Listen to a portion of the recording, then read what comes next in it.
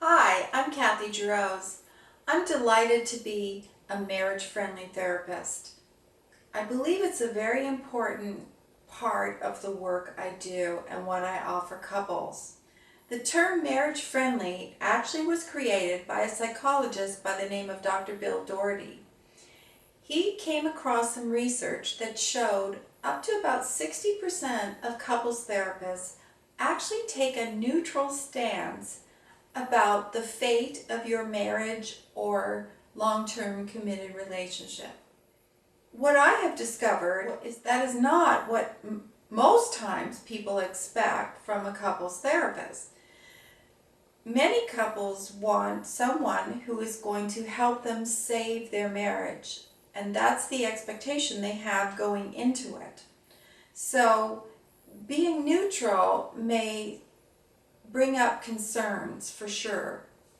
So Bill Doherty created the Directory of Marriage-Friendly Therapists, of which I am a part. Now I know there are some people watching this video who might be thinking they're really not sure they want to save their marriage. And I can really understand and appreciate how difficult a decision that can be. Many people I meet are very upset about the state of their marriage or long-term committed relationship, and they often can feel like they're very unsure about continuing with it. They've been considering divorce for quite a long time. If that's you, then I want to suggest to you that we meet as well, because it's important to work that decision through. It's a very important decision for your well-being and for the rest of your life. So I'm not coming at this from any kind of religious reason. I just know that indeed it is that important for you and for the rest of your life. So I want you to really have the opportunity to look at this issue of whether to stay or whether to go very carefully and thoughtfully. And I want you to shoot for developing a deep understanding of how these issues came about in your life and what you need to learn from them. That understanding will help you tremendously whether you decide to leave or whether you decide to stay. So what I'm after is you being able to move forward wholeheartedly. And many times, a recent study actually showed that about 30% of people filing for divorce actually have second thoughts about doing it. So give that some thought.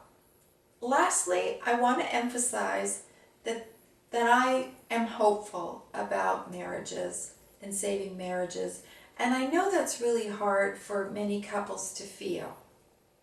Many people I meet who come in for couples therapy initially are feeling very negative and confused. They may have felt alone for a very long period of time, alone in their marriage or long-term committed relationship. So my job is to help them move forward.